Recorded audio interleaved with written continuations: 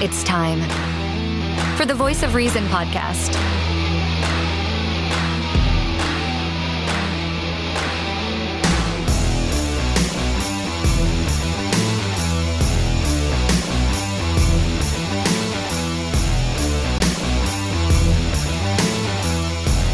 Here are your hosts, Sean Phillips, Andy Van Beber, and Travis Kirkendall. And ladies and gentlemen, thank you all so much for joining us. This is the Voice of Reason podcast. My name is Sean Phillips. As always, I am joined alongside my co-host, Mr. Andrew J. Van Beber. V, how are we doing today? Doing fine and dandy, my friend. We have survived another week in this post-election era. One day at a time. It was not too long ago, I recall, that I was saying that after the election, the world as we knew it would end. Democracy had fallen, Right. and I was under the impression that we would basically get the treatment they got in the Revenge of the Sith, and everyone would start to get murdered and Yes, killed, yes. and the empire would form. And yet here we are. It Here we feels are. pretty similar to that day, except for saw some very interesting things that we're not going to get into this week, just because these were pretty new developing things.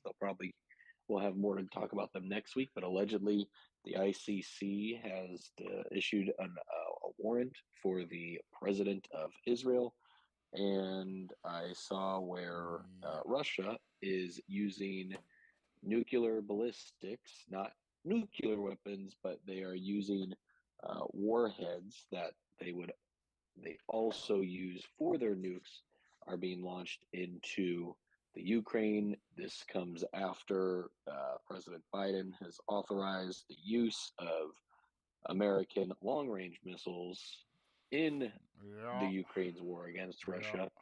And about 15,000 North Korean troops are now And aiding Russia in this Ukrainian war that they are having. It is quite the did you mm, think we were going to be here four feel like years you're ago bingo?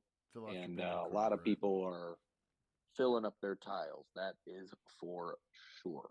Yeah, I was yeah. When we get to that stuff, that's definitely next week because that's a lot of show prep and a lot of time to Oh, yeah. go for. But yeah, we can just say that Joe is not going to leave the house tidy and clean for Trump to come in and take hold of.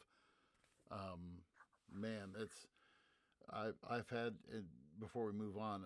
I've had a lot of kids who've asked me within the last couple of weeks because I do have some students who are pretty, they're locked in and they're into current events and everything. They're like, are we going to be in Hmm. World War III? And quite frankly, it's I told the kids this the other day. I said, I didn't vote for Trump, but it's kind of like, you don't want the pilot of your airplane to crash the airplane. Okay, so now Right. we've got our pilot and we've got the airplane flying, and you want him to succeed and land safely. And Hmm. so my hope is now that Donald Trump can deliver on some of the things that he promised on, that he could say, I'm going to end the war in Russia with, and we're going to take care of things in Israel and the Middle East. So I hope that he can deliver on that, So Hmm. we'll see where that goes. But as far as your week, how was your week this week? Did you've how's life as the recruiter?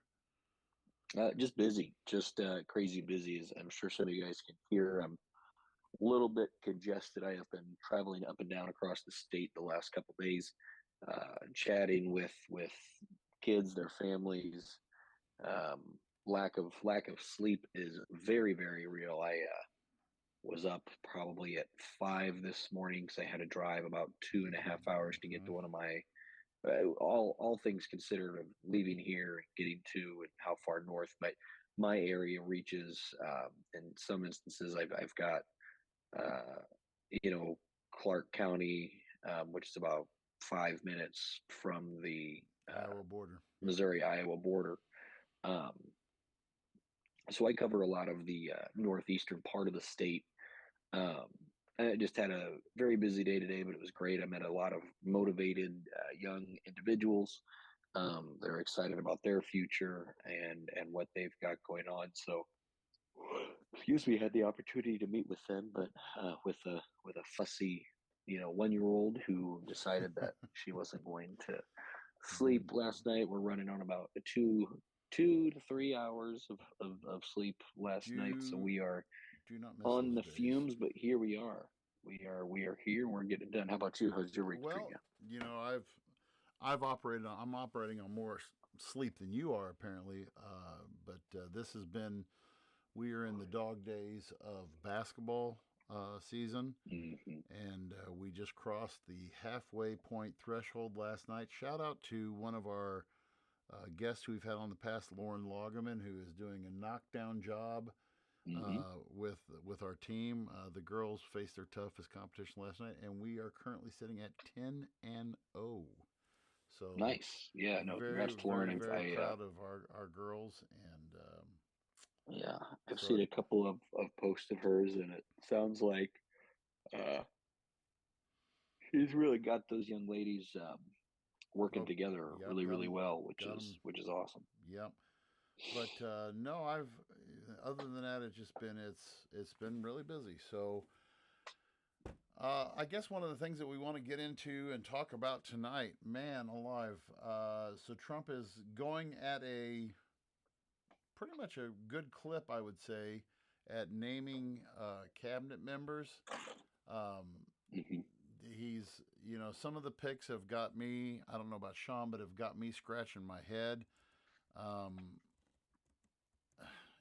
I guess we actually, strangely enough, are talking about campaign finance reform in government right now, and one of our kids brought up a point, about since 2010, there was a court case back in 2010, Citizens United versus the Federal Election Commission, in which case the Supreme Court said that contribution money equals free speech. Well, so one of my kids said, so Elon Musk has a lot of free speech. And I'm like, well, what do you mean?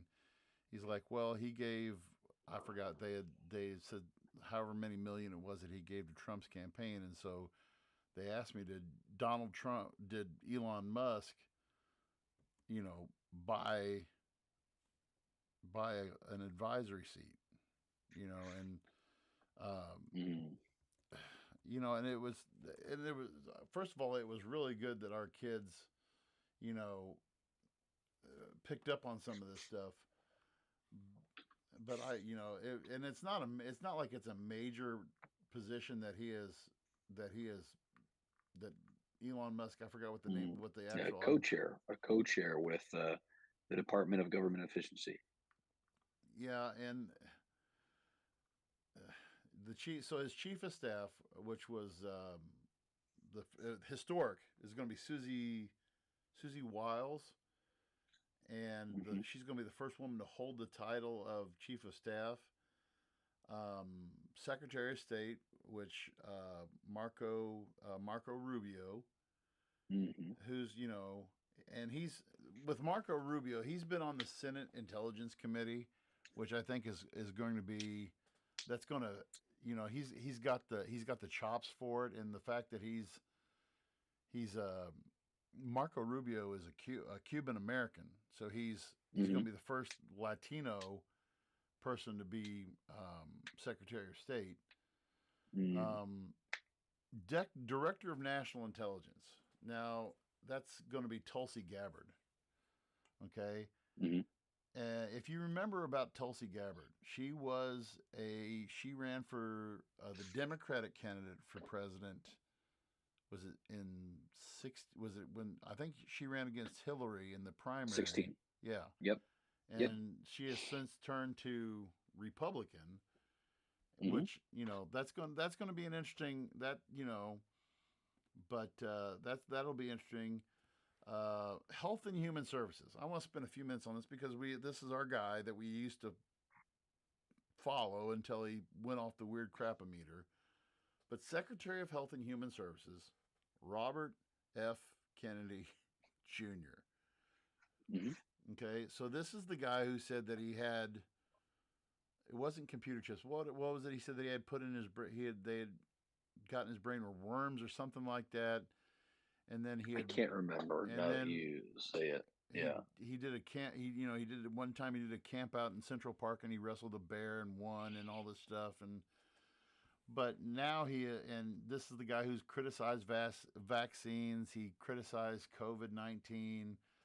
Um, you know, he was the one who spread a lot of things about connection between vaccines and autism, and I that one has me. I mean, when Travis was here with us and he'd do shows with us, we all liked. We at one time we could all say, man, we could find some common ground with Kennedy. We liked some of the stuff that he was laying down, some of Hmm. the early Hmm. podcasts that he did. But holy Judas, this is. I mean, I don't know what's your thoughts on Kennedy as being Health and Human Services. I mean, I don't know what other what really real qualifications he has for the job.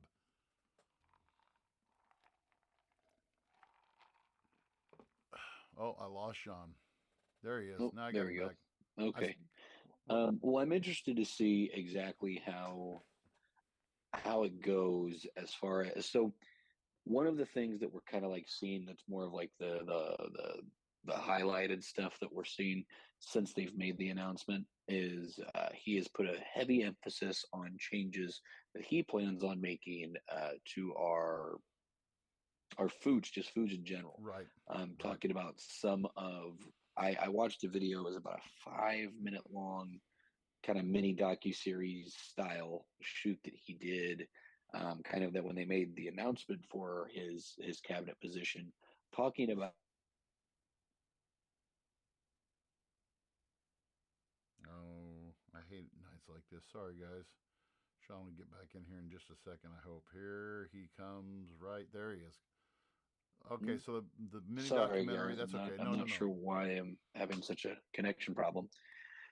Yeah, and it kind of covered like some of the different chemical ingredients that we have in our foods, and he was talking about how we are one of few nations that allow these chemical additives, and kind of goes into depth. And this was just one example of one of them, where he goes into depth and why we even have them in the first place. And so I'm actually pretty interested to see if those are changes that they'll make and be relatively, early day one kind of changes. And then I'd be interested to see how that would potentially affect some of the foods that we would see in stores. A lot of them are different dyes or different substances that, again, I'm not going to act like I am I'm pretty well versed in nutrition. I'm not going to act like when it comes to getting really nitty gritty into a bunch of different, very, very specific ingredients that I know exactly, um, the effects they have on the body and then their purpose that they serve in some of our foods. But a lot of them are for different colorings, the way things are held together. Yeah. So What's the I'm one that's interested red? to see. What's that? Red Well, five? there was Red. yeah, they were talking about the dye. One of the big ones he was talking about was actually it's a yellow dye that is we extract from petroleum. So used to be extract from the waste of coal, but apparently we extract it from gasoline, and it is a No. yellow dye, and it's why like our mac and cheese looks yellow the way it is. It's why Doritos have a certain color to them. It does not apparently affect the taste. It does not apparently affect the texture. It is solely just for something that is it's a color, but it's derived from waste. It's runoff waste of petroleum, and it was discovered that it could, when they first used it to color things. What did he say? They used it to color something, and then they just decided, hey, we could put this in foods, and it would give food a nice color. Um, Jeez. so, and obviously, it's like if you take one little one little chemical like that, like, what kind of differences is it going to? Oh, sorry again, folks. He'll be back here in just a second. But it sounds like they're actively going to try to um, make some serious changes, and I am all for Yeah. a healthier America, and I think there's other programs that can be stated. I saw a really good debate, and the more I thought about it, I remember when I was in school, and they had the Michelle Obama kind of lunch program, and a bunch of people were. What I've seen is people were talking about, oh well, now that it's RFK, these right wingers don't care. When Michelle Obama tried to make your school lunches healthier, you all threw a.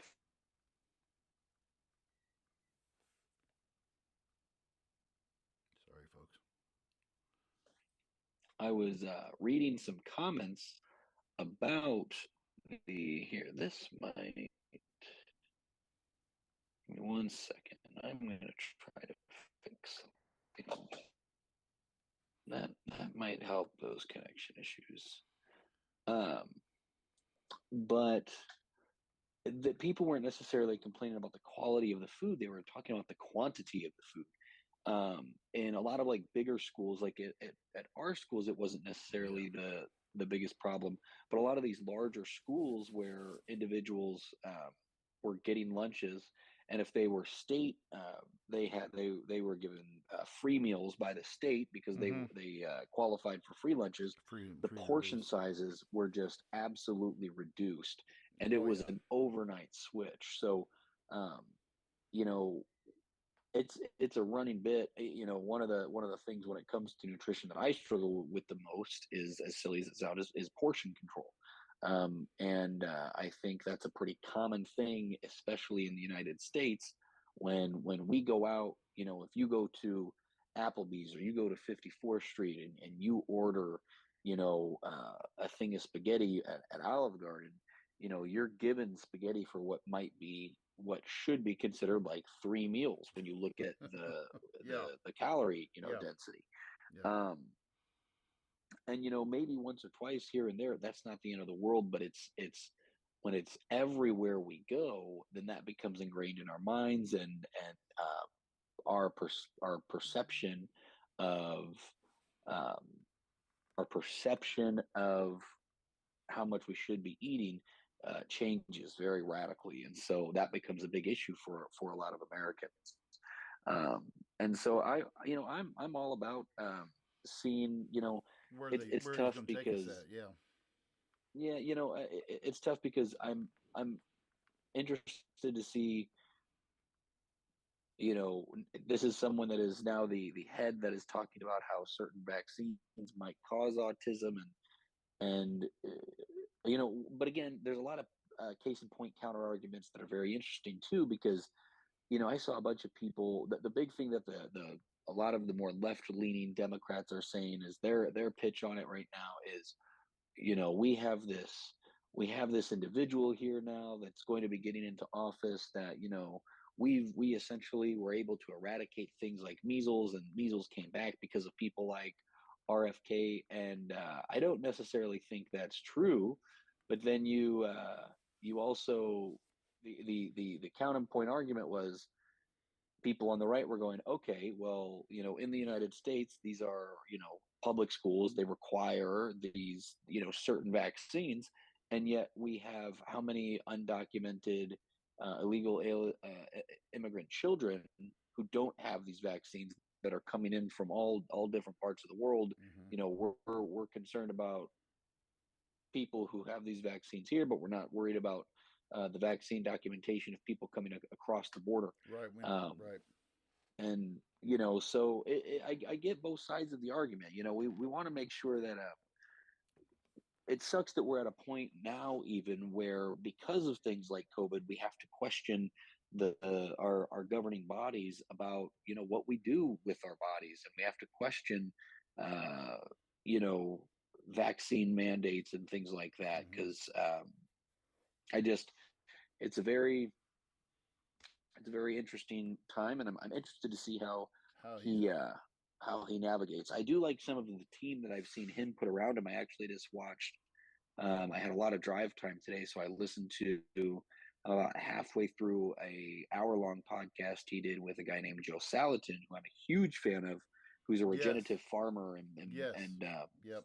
and so I really did enjoy that conversation that they were having about just general overall health and what we eat and how we consume it. He didn't he Um, also didn't he also in that was that the guy that interviewed him that basically said how Donald Trump's diet was terrible and all this stuff and everything and how some of this I'm not at that point in it, but I I wouldn't be I surprised. think Joe Salatin is pretty yeah on the because money with a lot of that well stuff. yeah Yeah. because RFK was like poking it well if anything we need to change the president's diet and all this stuff. I thought that was Hmm. one of Yeah. one of the interesting picks, and I'm going to interject my 10 cents here as an educator. I don't know if you've seen this or not, but who did you Oh, see I who? know exactly what you're Okay, talking about. Yeah. so Linda McMahon, who Hmm. ex-wife of Vince McMahon and former chair of, are they divorced I or think they're are I don't think they're divorced. I'm not sure if they're separated, they but may be just separated? But she was yeah. the one of the executives in WWE. Now, some Hmm. interesting things. If you didn't know, Linda McMahon in 2016 or 2018 ran for against I can't think of the senator's name right now, guy, but in Connecticut unsuccessfully. She's been a the Trumps and the Trump and McMahons have been friends for a long time before Hmm. and but she was the head of the Small Business Administration. Hmm. Um, Donald Trump has been on record as saying that he wants to phase out the Department of Education and return some of that power to the states. And I have mixed feelings about that.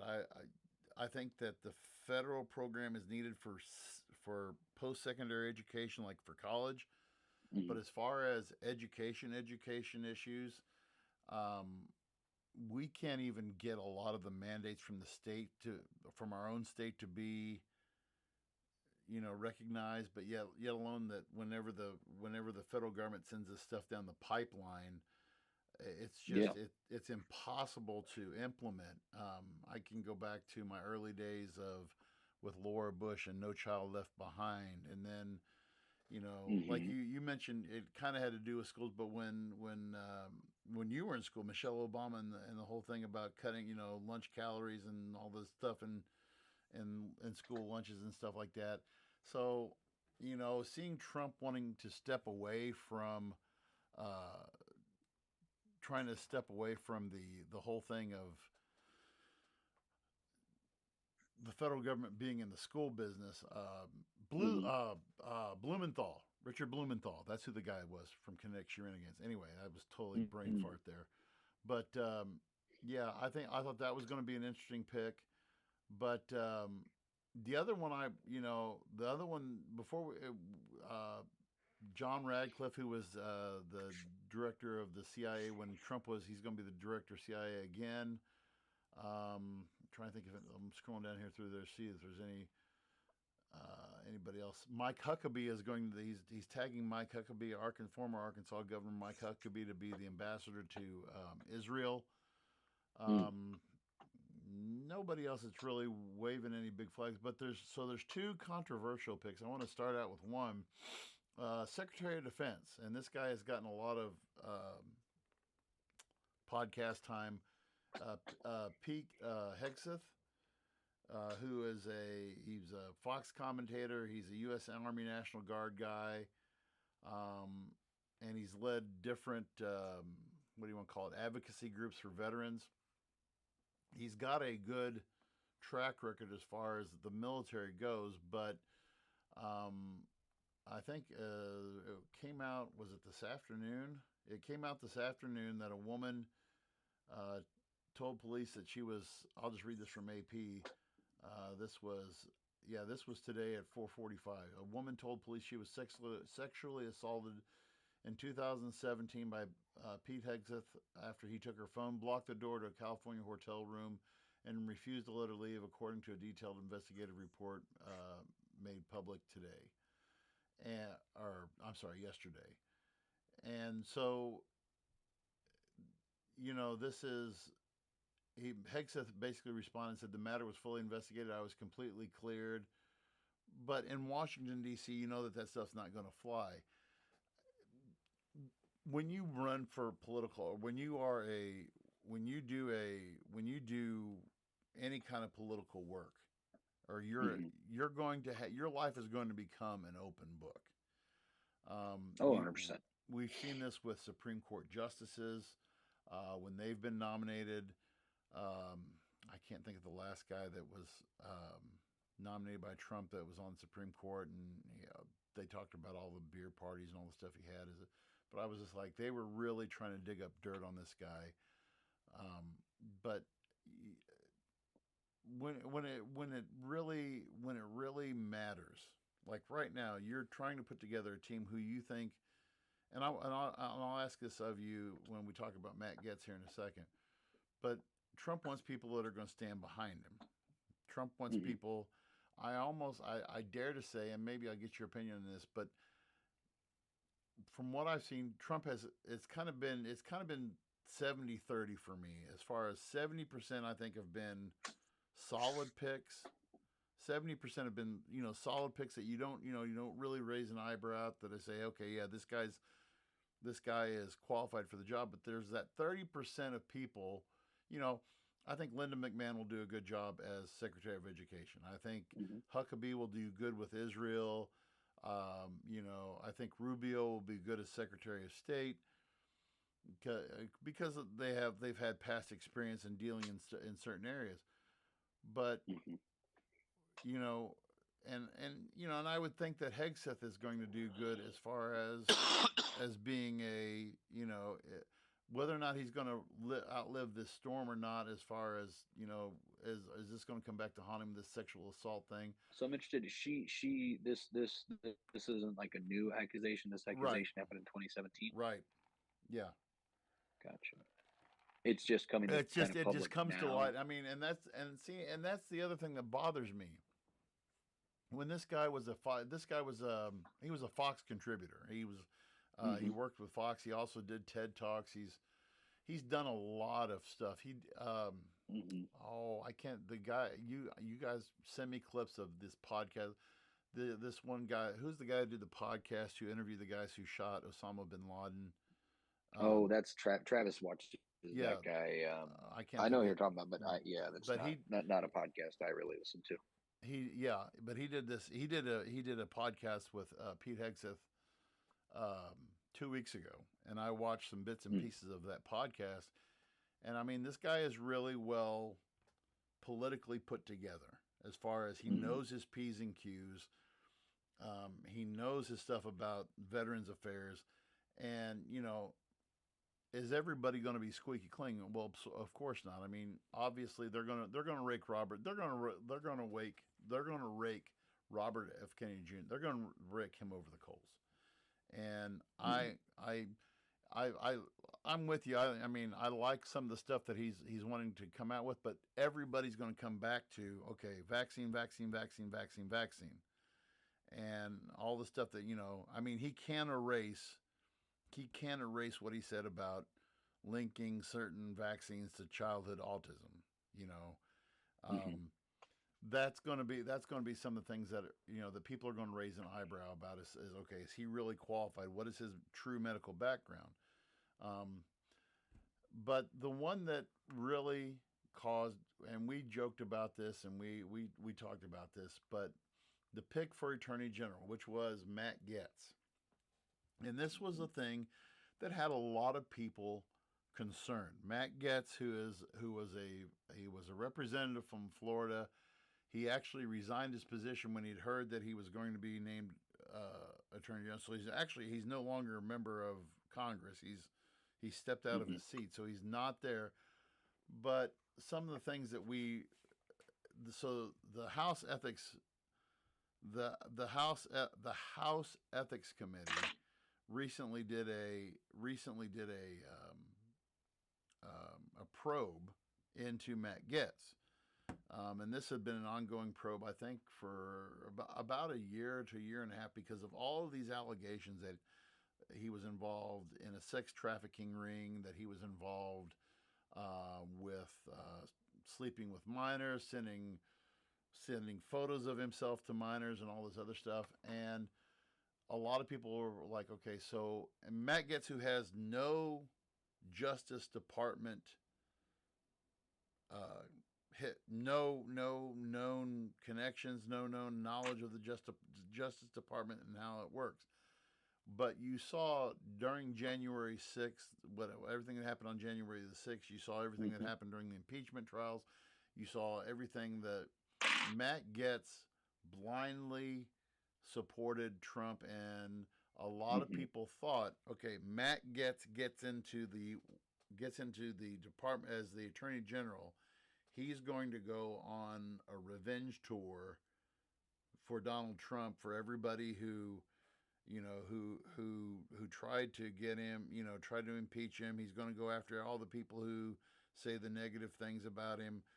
And this was a lot of people's concerns. And the fact that the man wasn't even qualified for the job. I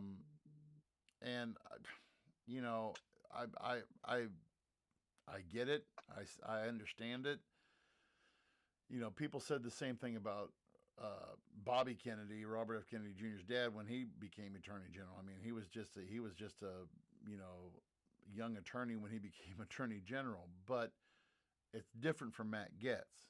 And so yesterday, the House Ethics Committee yesterday concluded their investigation on Matt Gaetz, and they first of all, Mike Johnson, who when they first named him to be the Speaker of the House, Mike Johnson, one of the things that he came out and he was so, his big thing was, well, we need and when Joe Biden was president or is president, but we need transparency in the White House, and we need transparency in politics.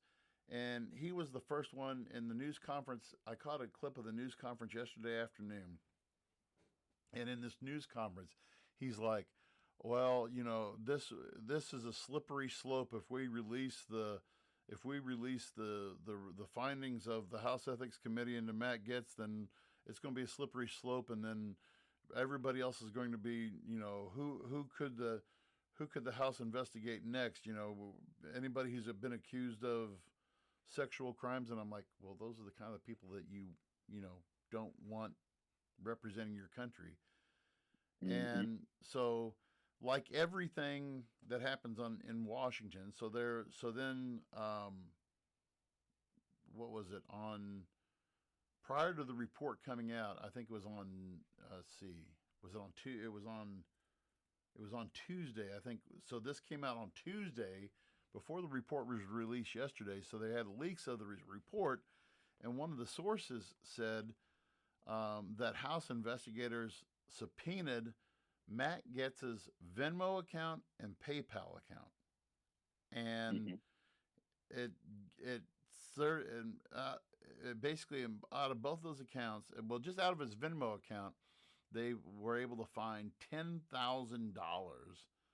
to Venmo payments to two women who he took to New York, who when he was on Fox and Friends, he paid for him to come with him to Fox and Friends, and then he took to Broadway shows and just were kind of arm candy for him. And so Matt Gaetz, then one of these women come out and again in some of these leaked statements, were saying Matt Gaetz, this woman, that one of these prostitutes, or I'm going to call a prostitute, when you pay a woman it's a prostitute, but Matt Gaetz, one of these women testified that he actually had sex in front of her with a 17-year-old girl. And so that comes out, and then then the House got a $750 check. This was updated this afternoon. They also, one of the other things that they had was a $750 check that he had given to another woman. I mean, first of all, my question is, doesn't anybody use cash anymore? If you're going to be the attorney general, shouldn't you be the guy who Hmm. knows how to cover stuff up? Right. Uh, So this is all, to me, this is one of those that was one of the picks that really had me scratching my head. I was, you know, I didn't really, I didn't really think that was. I don't know. What did you think the logic was behind that? I mean, am I far off base by thinking is that a No, I mean, conspiracy theory that he was revenge tour, or was that? What do you think? I don't necessarily know if it was revenge tour. And maybe it was. I mean, and the wrong opinion is, man, how sweet it would have been to see it because of the amount of shit that they just continuous Right, like you have right. your Latita Jones out of New York. My God, Hmm. just the things that were just reoccurring themes over the last 4 years, trying everything that they could, um, to go after him. But I mean, and if you look, like a bunch of people were excited about the Matt Gaetz pick because of how Matt Gaetz would grill, um, Oh, he different was. individuals whenever they Yes, had congressional hearings. in hearings. Yes. Um, but and it's you're right though. Like, is this an individual that's even qualified? Um, I saw it was very interesting where on The View, after one of the hosts went and called Matt Gaetz a pedophile, rapist, or something, the ABC made her issue a statement afterwards, when they came back from commercial break or before they went to commercial break, Really. essentially stating, um, all of wrongdoings or blah blah blah. Matt Gaetz has been exonerated for any wrongdoings after a 3-year legal investigation, et cetera, et cetera. The clips out there. I don't remember the exact wordage verbatim, so Wow. don't come after me. But No. but no, I mean, you're right. When you have picks like this, again, you look at it and it's like, if there's someone that might have this much baggage, is it worth bringing them to the airport? Right. You Right. know, like Right. like so. It wasn't from the rip. I was very. I saw the pick and I was, I think it was you, someone, I think you sent it to me, or I might have sent it Hmm. to you. I don't remember. But yeah, I just, it was a head scratcher right off the rip. Um, um, a lot of people on the right were saying this is the drain the swamp mentality, and it's interesting to kind of see, um, who he is bringing in this time around. Because I'm with you. There's some of the picks that I actually do like quite a bit. Um, and but this was one. Yeah, this was one that I was just like, you can find that individual that is, if you're looking for someone that's going to have your support and that's going to grill, uh, you know, individuals the way you want them to, you're still going to have that individual. I didn't think that Matt Gaetz necessarily needed to be the one for that position. It doesn't Well, matter. He is withdrawn himself, and he's not going to be in and in that position. So, and it's interesting that you said it like that, Sean, because so then I mean, just on the heels of when Matt Getz drops out, I mean, not even a couple of hours. I mean, Matt hmm Getz dropped this morning, and within a couple hours, Trump names Pam Bondi, who is the former Attorney General from Florida, um, to be his pick. Now, a few interesting things about Pam Bondi. She is more than qualified for the job. She was Florida's Attorney General. She has a long track record of going against drug traffickers, sex traffickers. Um, she has, she was a prosecutor in Florida for 20 years before she became Attorney General. Um, she interesting. Another interesting fact, though, to go along with what you said, though, you said somebody who had his back. Pam Bondi served on the legal team for Trump's impeachment trial. Okay, and so she is definitely someone who is basically who's back on track, getting who's qualified, and she wants to get things back on track. I think that Trump, and the statement that he wrote on, I guess it was on Truth Social, whatever it was. He said, "For too long, the partisan Department of Justice has been weaponized against me and other Republicans. Not anymore. Pam will refocus the DOJ to its intended purpose of fighting crime and making America safe again." Okay, and Mhm. Trump goes on to say, he talks about how he wants to end weaponized government, protect U.S. borders, dismantle criminal organization, restoring Americans' badly shattered faith and confidence in the Justice Department. So, you know, I I don't think Pam. I don't think there'll be any problem getting Matt Gates. Would, like you said. Mhm. I like your analogy, by the way. With that much baggage, is it worth taking to the airport? So I don't think Mhm. I Yeah. don't think that Matt Gaetz probably. I know just knowing how the Democrats work and how other non-Trumpers work, they would probably crank out witnesses out of the woodwork and bring them forth against Matt Gaetz, and it would have been probably a real black eye for for the American for America to have to suffer through. Um, and so, and you know, I will say this though. I mean, Matt Gaetz he he was he's 41, so he's not like he's some old curmudgeon. I mean, and Trump is, when Mhm. you look at some of these picks. I mean, a lot of aside from Linda McMahon and Robert F. Kennedy, a lot this is a lot of relative youth that's coming into these jobs, which is, I think that's a great sign, because one of the criticisms that we've had on this podcast has been, the geriatric syndrome that is U.S. politics right now. And so, Mhm. um, Pam Bondi's 58. I mean, if you look at her picture, she looks like she's 48.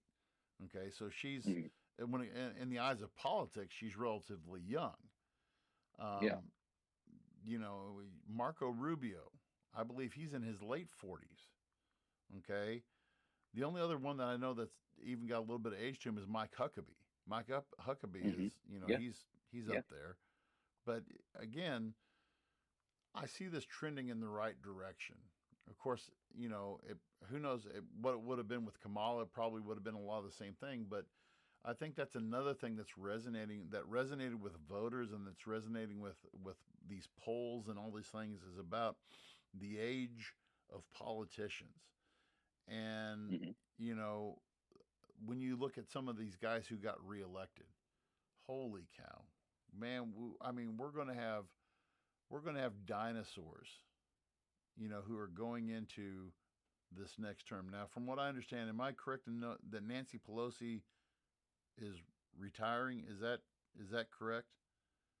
I, I, Well, I mean, that's a good question. If it depends on if her husband is Paul. done hooking up with drunk male prostitutes, and if they also, have done enough insider trading over the last couple of years to be comfortable enough to want to retire. But yes, I do think um, I think she is. I I think I she's in for do another believe term. she's Yeah, out. Yeah, yeah. she's on her way. And then another one that potentially we'll see, but I know that there were some grumblings because even the Grand Wizard himself, Bernie Sanders, The was on he an got interview reelected. Yeah. where, well, he was talking about how there were people on the left stating that there it was a Supreme Court justice that should retire before Trump is back in office, so that Joe Biden can uh, put in a new, younger, Democratic leaning uh, Supreme Court justice. But even Grand Wizard Bernie was like, that's a terrible, like that. Well, when you think He about, just sounds like a car is having a hard time trying to start. I I that just that I guy. I have problems with, like, okay, so four people who got reelected. Okay, let me just Hmm. run these numbers past you. Okay, New Jersey, Bill Pascrell, Democrat from New Jersey, 86, reelected. Think about that. Reelected at 86. Maxine Waters, everybody knows who Maxine Waters is, California representative, reelected, 85. Okay, so you got somebody's going to be 88 and 87 when they're up for reelection. Hal Rogers, Kentucky, 85. Stony Hoyer, you've heard about Stony Hoyer before, 84 years old from Maryland, reelected, 84 years old. So this was something that I'm surprised didn't get covered as much in Congress. So according to Legistorm, I looked this up earlier. So the average age of Congress in the new term of Congress that's coming in January, average age 61. The average age is 61 of the newly elected Congress. What, Why would you? My thing is, why would you want to have a job that stressful at that age? Why don't you have grandkids? You said in their shit. You have to, You said it with Nancy Pelosi though. I mean, the inside track to everything, right? You've got the golden ticket. Yeah. You've got the golden ticket. Why give up the golden ticket and just say, oh well, I don't want to make money anymore? I mean, these guys are making base salary 160 some odd thousand a year. On top of that, you have every insider track that you have, depending on what committee you're serving on or who your buddies are on what committee. Yeah, I think there's an app you can follow that it'll invest your money the same way that I saw that. And the two biggest earners from last year were Nancy Pelosi and then a guy who has come to just kind of show his true colors as kind of a hypocrite, Dan Crenshaw. Yes. Dan Crenshaw is the other one who is just magical at making money in the stock market, shaking hands and letting. Never mind, I won't get into it. But yeah, he's also one that's if you want to make the money and listen to him bitch about the elitist, Dan Crenshaw is a good one to. Oh, okay. Dan Crenshaw, the guy with the eye patch. Yeah. Yes. Yeah. Yes. Yep. So, well, it's going to be interesting, and we're definitely going to get more back into our. We wanted to take this week and last week and discuss Trump's transition, and we're going to get back into our geopolitical stuff, and like Sean said, some of the other stuff that we're going to be getting into. And eventually we are going to get into our little historical series about different... Yes, very excited about that. We're going to be moving into that before long here as well. But, we definitely wanted to do a kind of a tie up the election with a nice little bow. We couldn't... When we started this podcast 4 years ago, we couldn't do it too nice and neatly because it wasn't so nice and neat after that election. Right. And so, I mean, and who knows? I'm pretty sure there's a couple counties that are still counting votes right now. So, who knows? The election results might change by the time we have our next episode. Never know. Anyway. Yeah. Well, again, be a friend, tell a friend. Thank you guys so much for joining us and where you get your podcast. If you guys have anything that you'd like us to cover, please let us know down below. We're more than happy to kind of deep dive into some of the things that you'd like to hear from us as well. So until we see you guys next time, thanks again. Thanks for listening to the Voice of Reason podcast. Check out our previous shows and clips on Facebook, YouTube, and TikTok.